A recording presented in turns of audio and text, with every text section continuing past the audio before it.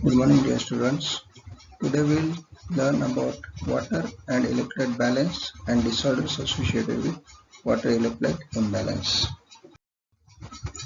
Learning objectives of this session are: the learner will be able to outline the body water compartments and their distribution, describe the regulation of sodium and water balance, and classify the derangements in fluid and electrolyte balance. Water is the universal solvent and forms the matrix of all the body solutions. An organism can be visualized as an organized composition of organic and inorganic molecules dissolved and bathed in water. It is the most abundant constituent of human body. It constitutes almost 60 to 70% of total body mass. So a 70 kg person has almost 42 liters of water. This fluid composition and body water varies with the body fat, age and gender. Neonates are born with excess of total body water, primarily as extracellular fluid. Newborns have almost 75% of weight or body mass due to water, and of which 40% is due to extracellular fluid and 35% is due to intracellular fluid. And as the age advances, the extracellular fluid composition decreases. So within first week of life or within first week of postnatal life, the newborn lose weight, and this is due to the loss in or decrease in the extracellular fluid compartment. And at the age of 1 to 2 years, almost children have 62 to 65% of body mass due to water, of which extracellular fluid constitute 25% and intracellular fluid constitute 40%, whereas adults have 60% of body mass or body weight due to water. Older individuals have lesser total body water. It is around 50% of total body mass. Fat cell contain less amount of water than the lean tissue. So the more obese the person, the lesser is the total body water. As females have more body fat, females have less amount of total body water compared to males. Now, how important is water? It is medium for transporting nutrients to cells and waste from the cells. It acts as medium for cellular metabolic reactions, that is, almost all the cellular reactions occur in aqueous environment. It is a act as transporting medium for substances such as hormones, enzymes, blood cells. It acts as a solvent for electrolytes and non-electrolytes. It helps in maintaining normal body temperature. It facilitates digestion and promotes elimination of the waste material. Also, it acts as a lubricant. So, water is principal body fluid which is essential for life. Now, this body water is distributed into different compartments. As I told you, 70 kg person has almost 60% of body mass due to water. So this corresponds to almost 42 liters of water. So this 42 liters is again distributed into different compartments. First is intracellular compartment. This constitutes almost 40% of body weight. Then extracellular compartment, which constitutes almost 20% of body weight. This extracellular is again divided into two groups: plasma, that is intravascular compartment, almost 3.5 liter, and interstitial fluid, 10.5 liters. This fluid is present between the cells. Now, which are the factors affecting the distribution of water? These are osmolality or osmolarity and colloidal osmotic pressure. You can see here the different compartments like intracellular fluid, interstitial fluid, intravascular fluid. This intravascular fluid and interstitial fluid constitute extracellular fluid compartment. The movement of water into or out of the intracellular and extracellular compartment is driven by the osmotic pressure exerted by the solutes and electrolytes, which is measured in terms of osmolarity or osmolality. Osmolarity of a solution is the osmotic pressure exerted by the solution across a semi-permeable membrane, and it depends on the number of particles or solute in the solution. Osmolarity is osmotic pressure exerted by number of moles per liter of solution, and osmolality is osmotic pressure exerted by number of moles per kg of solvent. And this is irrespective of size or nature of particles. Low molecular weight solutes contribute more to the osmolality than high molecular weight solutes, because low molecular weight compounds will be more in number compared to high molecular weight solutes. So as number of molecules increases, the osmotic pressure increases or osmolality increases. The osmotic pressure of solution is directly proportional to the concentration of osmotically active particles in that solution. The relative volume of ECF, that is extracellular fluid and intracellular fluid, depends on the amount of osmotically active substances in these compartments. More the number of osmotically active compartments, more will be the osmotic pressure exerted and more is the osmolality or osmolarity. All molecules dissolved in the body water contribute to the osmotic pressure, like sodium, as it is major extracellular fluid cation. It plays important role in maintaining the osmolarity of extracellular fluid or plasma. Any change in concentration of osmotically active ions in either of the water compartment creates a gradient of osmotic pressure, and consequently movement of water between compartments occurs. Water diffuses from low to high osmolality compartment until osmotic pressures are identical in both the compartments. That is, it moves from dilute solution to the concentrated solution. Colloidal osmotic pressure. The effective osmotic pressure depends on the number of solute particles and the permeability characteristics of the membrane. Higher the permeability of membrane to a solute, the lower is the effective osmotic pressure. The cell membranes are much more permeable to urea compared to sodium and chloride. Therefore, the effective osmotic pressure exerted by urea solution across a membrane would be much lesser than NaCl solution, as the urea can readily diffuse across the membrane. Oncotic pressure.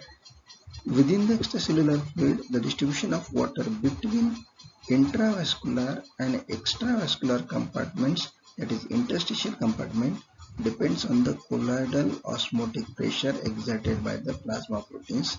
It is called oncotic pressure.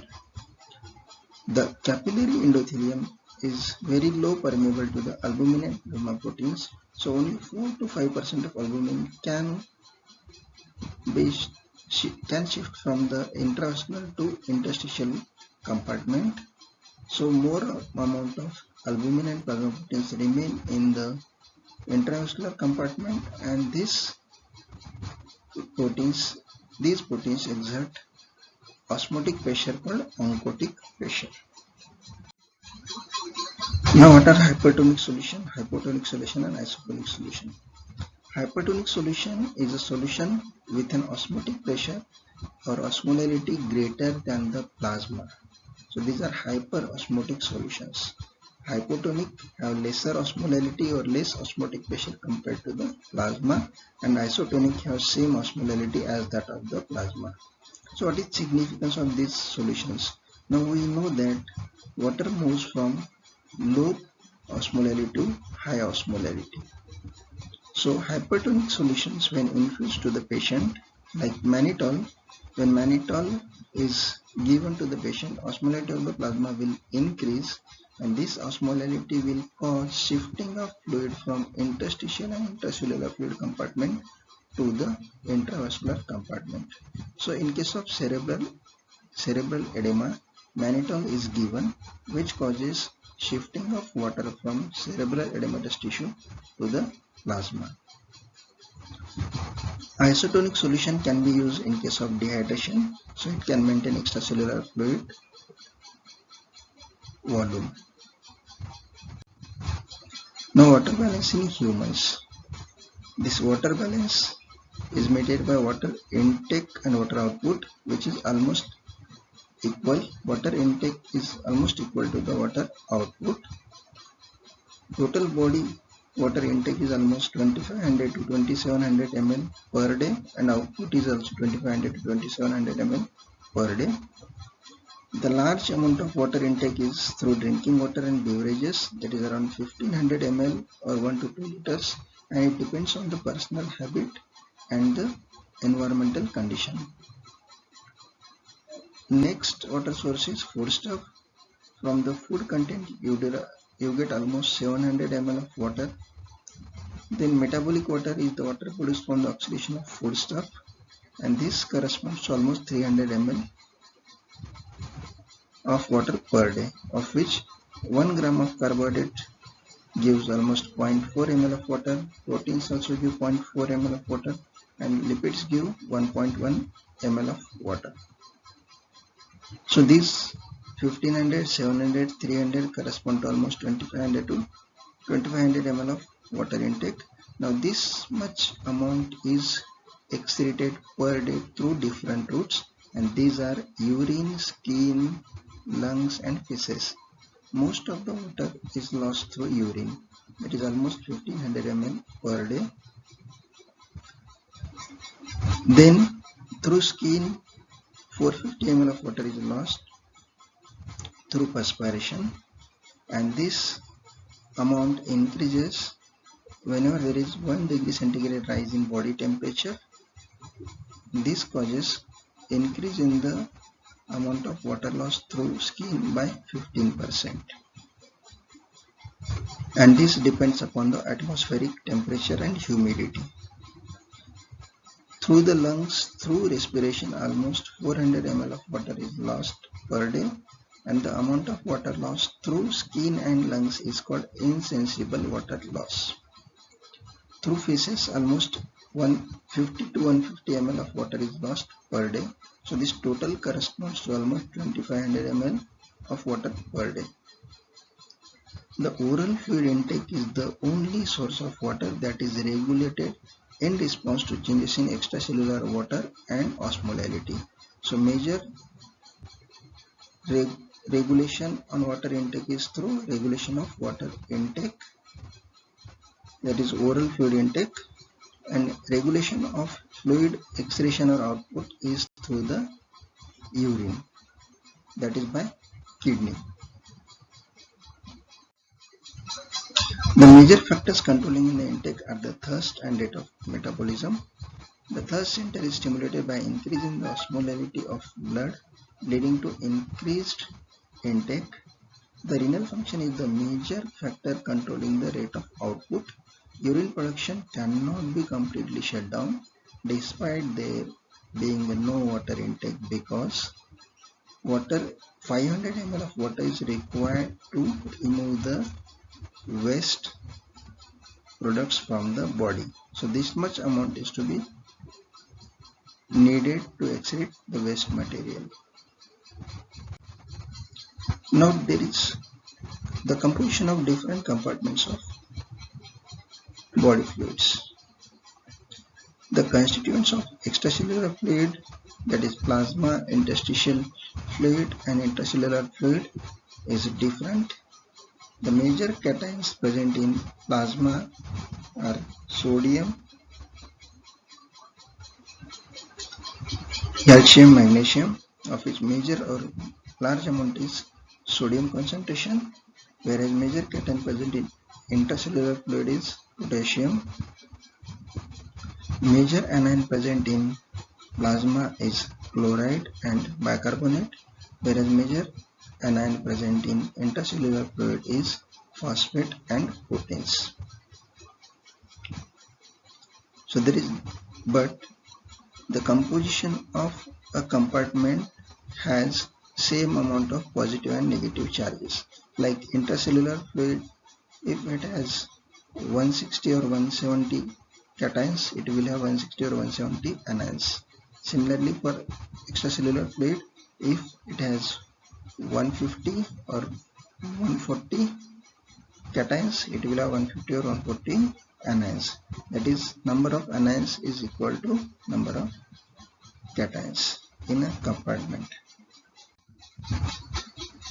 Since osmolality is dependent on the number of solute particles, the major determinant factor for the osmolality is sodium. So whenever there is increase in the sodium in extracellular fluid, it will cause increase in the osmolality of extracellular fluid, and that will cause water reabsorption from the kidney. So this water balance and sodium balance is interrelated. Therefore, the sodium and water balance are dependent on each other and cannot be considered separately. It is maintained by the kidney, which exceeds either water or solute as the case may be. Now, plasma osmolality. Normal plasma osmolality is 285 to 295 milliosmoles per kg, and almost 92% of plasma osmolality is contributed by the sodium and anions, and remaining 8% by other cations and anions. Sodium, the total body sodium is about 4000 milliequivalent, about 50% of which is present in bones, 40% in extracellular fluid, and 10% in soft tissues. Sodium pump is operating in all the cells, and it keeps sodium extracellularly, and this is ATP dependent process. Sodium is also important in the regulation of acid-base balance. It is required for nerve impulse conduction. Normal level in plasma is 136 to 145 milliequivalent per liter, and in cells it is 12 milliequivalent per liter.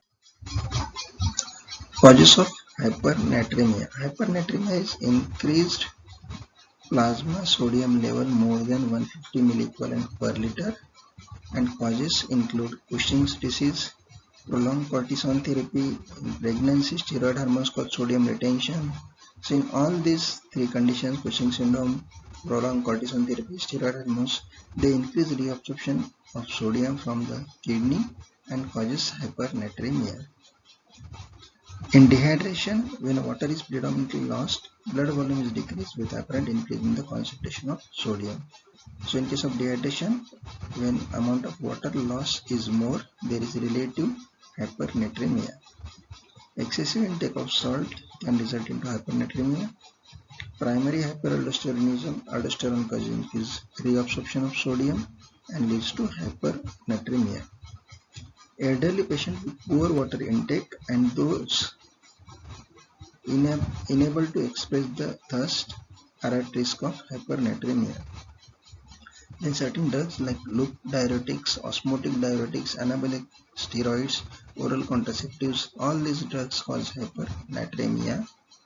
All these drugs can cause hypernatremia, as these drugs, loop diuretics, osmotic diuretics, they increase the loss of water, or they increase the urine amount and cause relative hypernatremia.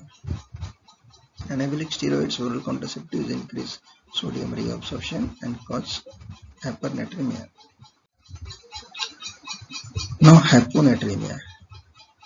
Hyponatremia is decreased plasma sodium level less than 130 milliequivalent per liter, and causes include vomiting, diarrhea, burns. In all these conditions, there is loss of sodium, which leads to hyponatremia.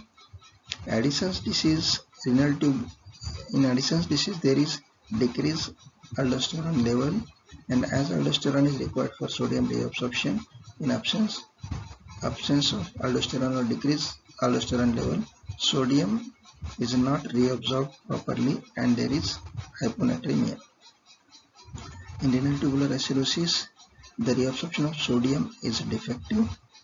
Chronic renal failure, nephrotic syndrome, again there is increased loss of sodium through urine resulting in hyponatremia. Congestive cardiac failure, hyperglycemia and ketoacidosis. Excess non-electrolyte like glucose IV infusion can lead to hyponatremia. In congestive cardiac failure, although there is increase in the extracellular fluid compartment, extracellular fluid in the ACF compartment, large amount of water is retained in the interstitial tissue and plasma, which causes hyponatremia. In hyperglycemia and ketoacidosis, as osmolality of plasma increases due to hyperglycemia and ketoacidosis, the water from interstitial tissue and intracellular compartment moves into the intravascular compartment, which leads to increasing the water content of ACF, leading to hyponatremia. Then syndrome of inappropriate antidiuretic hormone and defective antidiuretic hormone secretion. In this condition, there is increased amount of ADH secretion, which causes increased reabsorption of water, leading to relative hyponatremia. Drugs like ACE inhibitors, NSAIDs, vasopressin, oxytocin, chlorpropamide, all these drugs can cause hyponatremia. ACE inhibitors will decrease the formation of angiotensin II, and which leads to decrease in the aldosterone activity, and that causes decreased reabsorption of sodium and lead to hyponatremia. Treatment of hyponatremia depends on cause, duration and severity. Water restriction, increased salt intake, furosemide and anti-ADH drugs are the basis of treatment for hyponatremia. In acute hyponatremia, rapid correction is possible, but in chronic hyponatremia, too rapid correction may increase mortality by neurological complications. Too rapid corrections of hyponatremia will cause shifting of fluid from brain cells to the plasma, and that will cause shrinkage of blood cells and may cause neurological complications. Treatment of hyponatremia is water replacement. Next electrolyte is potassium. Total body potassium is almost 3500 milliequivalent, of which 75% is present in skeletal muscle. Potassium is the major intracellular cation and maintains intracellular osmotic pressure. So potassium maintains osmolarity of intracellular fluid and sodium maintains osmolarity of extracellular fluid compartment. The deploration and contraction of heart requires potassium. During transmission of nerve impulses, there is sodium influx and potassium efflux with depolarization. After the nerve transmission, these changes are reversed. The intracellular concentration gradient is maintained by sodium-potassium ATPase pump. Daily potassium requirement is almost 3 to 4 grams per day, and sources rich in potassium and low in sodium are banana, orange, apple, pineapple, almond, dates, beans and potato. Also tender coconut water is rich source of potassium. Hyperkalemia. Hyperkalemia is increase in the plasma potassium level more than 5 milliequivalent per liter. It is characterized by flaccid paralysis, bradycardia, cardiac arrest, ventricular arrhythmias and ventricular fibrillation. The ECG changes show elevated T waves, widening of QRS complexes and lengthening of PR interval. Causes of hyperkalemia are decreased excretion like in renal insufficiency and hypoaldosteronism, increased intake of potassium, shifting of potassium out of cells into the ECF, like in increased hemolysis, tissue necrosis, burns, tumor lysis after chemotherapy, rhabdomyolysis, crush injury. In all these conditions, there is a release of large amount of potassium from cells to the ECF. Excess potassium supplementation can lead to hyperkalemia. Medications that cause hyperkalemia usually inhibit renin-aldosterone system like NSAIDs, beta blockers, ACE inhibitors, angiotensin II receptor blockers, potassium-sparing diuretics. All these drugs inhibit renin-aldosterone system. So once this renin-aldosterone system is inhibited, the activity of angiotensin II is decreased, activity of aldosterone is decreased. So there will be decreased reabsorption of sodium, and sodium is lost through urine, whereas potassium is absorbed or it is not excreted through the kidney, resulting into hyperkalemia. So in case of renal insufficiency and hypoaldosteronism, there is defective excretion of potassium. Aldosterone is responsible for sodium reabsorption and potassium excretion. So when aldosterone is not there, sodium is lost and potassium is retained in the body, leading to hyperkalemia. Hypokalemia is decreased plasma potassium level less than 3 milliequivalent per liter or 3 millimole per liter. Signs and symptoms of hypokalemia include muscular weakness, fatigue, muscle cramps, hypotension, decreased reflexes, palpitation, cardiac arrhythmias, and cardiac arrest. ECG changes are flattened T waves. ST segment is lowered, and this may be corrected by oral feeding of orange juice. Hypokalemia is usually due to increased excretion, like in Cushing syndrome and hyperaldosteronism. When aldosterone and mineralocorticoid level increases, these hormones cause increased excretion of potassium from the body and increased reabsorption of sodium. So this leads to hypokalemia. Diarrhea and vomiting cause increased loss of potassium, resulting into hypokalemia. Deficient intake of or low intake of potassium can lead to hypokalemia. Shift of potassium into cells, like in alkalosis and insulin therapy. In alkalosis, as the pH is high, the hydrogen ion concentration is low in plasma. So body tries to maintain the pH by shifting the hydrogen ions or protons from cells to the plasma, and to maintain electrical neutrality, potassium from the ECF is transported to the cells, leading to decreased potassium in the ECF, which results into hypokalemia. And insulin therapy causes increased movement of potassium from the ECF to the cells, and again can lead to hypokalemia. Drugs like osmotic diuretic thiazides, acetazolamide, corticosteroid salbutamide, they cause increased excretion of potassium, resulting into hypokalemia. Regulation of water and electrolyte balance. The hormones regulating water balance include ADH, aldosterone, renin-angiotensin system, and atrial natriuretic peptide. First is aldosterone. It is a mineralocorticoid secreted from zona glomerulosa of renal cortex. It causes increased sodium reabsorption from the renal tubules, and at the same time causes excretion or loss of potassium and hydrogen ions. Whenever there is decrease in the blood pressure or decrease in the sodium content of plasma, renin from the JJ apparatus, that is juxtaglomerular apparatus, is released. This renin causes conversion of angiotensinogen to angiotensin 1. Angiotensin 1 is converted to angiotensin 2 by the angiotensin converting enzyme present in the capillaries of lungs. Angiotensin II causes increased secretion of aldosterone from the adrenal cortex.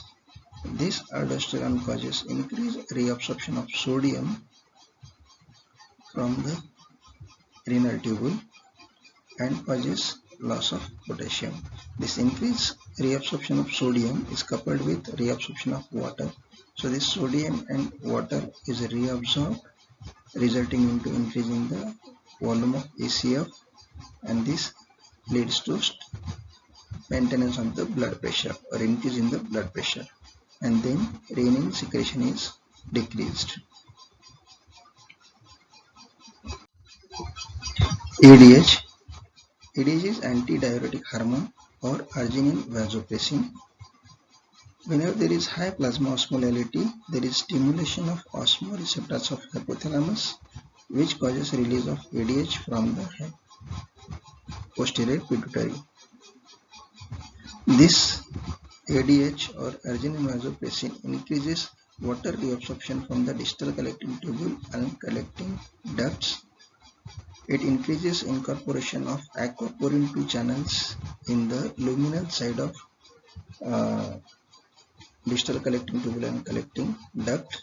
These aquaporins increase reabsorption of water from the renal tubules to the blood vessels. Even 1% rise in osmolality triggers ADH production, which increases renal reabsorption of water. And response is also affected by volume loss. If volume loss is more than 5%, ADH secretion increases, and this ADH promotes water reabsorption from the kidney. Renin-angiotensin system. Whenever there is a drop in blood pressure, this causes decrease in the blood flow to the kidney. Decreased blood flow to the kidney is sensed by the Golgi apparatus, which release renin. This renin causes formation of angiotensin 1 from angiotensinogen. Angiotensin 1 converted to angiotensin 2 by angiotensin converting enzyme present in the lung capillaries. Angiotensin 2 acts on the blood vessels, cause vasoconstriction, causing elevated blood pressure. At the same time, it stimulates hypothalamus, which increases water intake by stimulating thirst and ADH, and resulting in increase in the extracellular fluid volume, which causes again elevation in the blood pressure. Then angiotensin 2 acts on the adrenal cortex, causing release of aldosterone, which promotes sodium reabsorption along with water reabsorption, and this promotes reabsorption of sodium and water, causes increase in the ACF volume and increase in the blood pressure. Clinical significance of angiotensin converting enzyme inhibitors and its antagonist. Angiotensin converting enzyme is a glycoprotein present in lung capillaries. AC inhibitors are useful in treating edema and chronic congestive cardiac failure. Various peptide analogs of angiotensin 2 like sarlasin and antagonist of ACE or inhibitors of ACE like captopril are useful to treat renin-dependent hypertension. Angiotensin 1 is inactive and angiotensin 2 and 3 are active. Natriuretic peptide, it is a polypeptide hormone from right atrium and stimulated by increased atrial stretch. So whenever there is increase in the extracellular fluid volume or intravascular compartment volume, that causes increased activity of heart muscle or increased stretch of heart muscles, and this promotes release of natriuretic peptide. As the name suggests, natriuretic, it promotes sodium excretion along with water excretion by inhibiting the aldosterone production. So natriuretic peptide causes decrease in the aldosterone production, which leads to increased loss of sodium along with water. So this causes decrease in the ACF volume and decreases the blood pressure. Thirst. It is most important factor in maintaining normal fluid balance. Even 1% increase in the osmolarity causes thirst.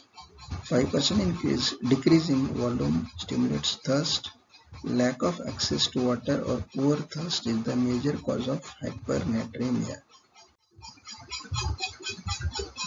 Then next disorder associated with water balance is dehydration.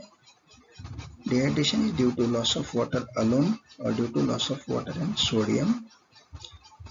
It can be of three types depending upon water and sodium loss. These are isotonic contraction, hypotonic contraction, or hypertonic contraction. That is isotonic dehydration, hypotonic dehydration, hypertonic dehydration. Isotonic contraction causes include loss of isotonic fluid. So loss of fluid isotonic to plasma leads to isotonic contraction or isotonic dehydration. Although the fluid loss is there, but as electrolyte loss is also there, so there is normal osmolality but contraction of ECF volume or dehydration. This is due to loss of GI fluid forms like small intestinal fistula, obstruction, or during recovery phase of renal failure when isotonic fluid is lost. So this causes decrease in the extracellular fluid volume, which causes hypovolemia, and this hypovolemia results into decreased blood flow to the kidneys or decreased renal blood flow. This decreased renal blood flow will cause a decrease in the formation of urine amount. So this leads to oligouria, and as very low amount of urine is formed, large amount of urea is retained in the blood, leading to uremia, that is increasing the amount of urea in blood. And this isotonic contraction in severe cases can lead to hypotension when loss of fluid is in large amount. Next is hypotonic contraction or hypotonic dehydration. It is due to sodium depletion. So along with water, sodium depletion is there, but the large amount of depletion is in sodium. So there is hypotonic contraction or hypotonic dehydration. Causes include infusion of large amount of IV dextrose and deficiency of aldosterone. Both these conditions can lead to hypotonic contraction. In case of infusion of large amount of IV dextrose, infusion of large amount of IV dextrose will cause decrease in the osmolality, and this decreased osmolality causes inhibits ADH, and this as the ADH is inhibited, there will be excessive water loss. So large amount of water is lost and plasma sodium and osmolality is restored, but as large amount of water is lost, it leads to hypotonic contraction or hypoosmolar contraction. Hypotonic contraction, it is water depletion without electrolyte loss. Causes include diarrhea, vomiting, diabetes insipidus. So as there is increase in the loss of water and electrolytes are lost in very low amount or are not lost, so this leads to increase in the sodium amount in plasma, which leads to increased osmolality. So it is hypertonic contraction. So as there is decrease in the ECF volume, there is decreased renal blood flow. This decreased renal blood flow will cause increased aldosterone secretion in order to maintain ECF volume, and increased aldosterone will promote further sodium retention, and this can lead to hypertension. So features of dehydration include decreased urine output as ECF volume is decreased, renal blood flow is decreased. This leads to decreased urine formation and decreased urine output. Postural decrease in blood pressure as ECF volume is decreased, blood pressure is also decreased. Increased pulse, dry mucous membranes, soft or sunken eyeballs, decreased skin turgor, and may even lead to decreased consciousness. So these are the features of dehydration. Treatment of dehydration include oral supply of water, IV administration of 5% glucose. 5% glucose has same osmolality as that of plasma. If electrolytes are also lost, oral supplementation or IV fluids, IV saline infusion can be given like 0.9% saline. Next disorder is overhydration or water intoxication.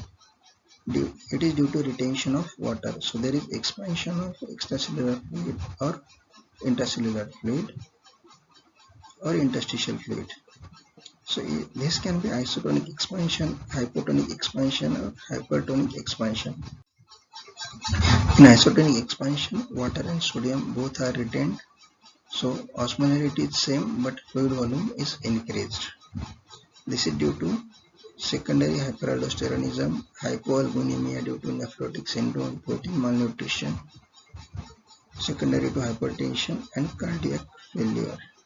So in case of secondary hyperaldosteronism and cardiac failure, in case of cardiac failure, the fluid in the interstitial fluid and extracellular fluid increases, and this causes isotonic expansion. In case of hypoalbuminemia due to nephrotic syndrome and protein malnutrition, as the amount of plasma protein increases, fluid from intravascular compartment will move to interstitial compartment, and that causes increase in the interstitial fluid level or interstitial fluid compartment, leading to isotonic expansion. Hypotonic expansion, there is predominant water excess. It is due to glomerular dysfunction and increased ADH. In case of glomerular dysfunction, the water is not excreted properly from the kidney, so there is water retention in the body, leading to hypotonic expansion. Increased ADH also causes increased reabsorption of water, leading to hypotonic expansion. So this leads to high extracellular fluid volume. This inhibits aldosterone and can lead to hyponatremia. Low osmolarity persists. So as aldosterone is inhibited, sodium is not reabsorbed, and which causes low osmolarity. Hypertonic expansion. In this case, there is retention of sodium along with water, but amount of sodium retained is more. So high plasma osmolarity causes increased ADH level. Increased ADH causes increased reabsorption of water, and osmolarity is restored. But as already water is in excess amount, the action of ADH causes more retention of water, and this further increases the fluid expansion or ECF volume expansion. And as there is high aldosterone, and this high aldosterone causes sodium retention. Sodium retention at the same time leads to loss of potassium from the body through urine. So this decreased potassium level or hypokalemia leads to metabolic alkalosis, because as there is decrease in the potassium level in the ACF, the potassium from cells moves into the ACF, and to maintain electrical neutrality, hydrogen ions or protons from the ACF will be shifted to intracellularly, leading to metabolic alkalosis. And in case of hypertonic expansion, as there is increase in the osmolarity of ACF compartment, the water from the, as we know, water from low osmolarity will move to the high osmolarity compartment. The fluid from cerebral cells will move to the plasma or ECF, and this causes cerebral cellular dehydration, and this can lead to coma and death. So now disturbances, we have seen the disturbances of fluid volume. You can diagnose this condition with the help of these parameters: osmolarity, hematocrit, and plasma sodium. Osmolarity can be calculated by simply multiplying by 2 to the sodium concentration plus glucose and urea in millimoles per kg. So when you add sodium into 2 plus glucose in millimoles per kg and urea in millimoles per kg. This gives approximate osmolarity of plasma. So you can compare this osmolarity with the hematocrit and plasma sodium and can diagnose these different conditions. Hematocrit is packed cell volume or relative fraction of RBCs in the blood.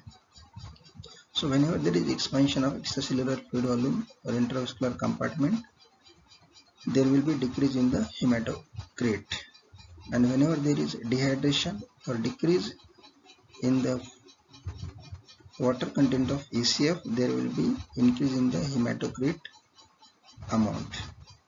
So in case of isotonic expansion of ECF, there will be normal sodium and decrease hematocrit with normal osmolarity, and biochemical features are retention of sodium and water.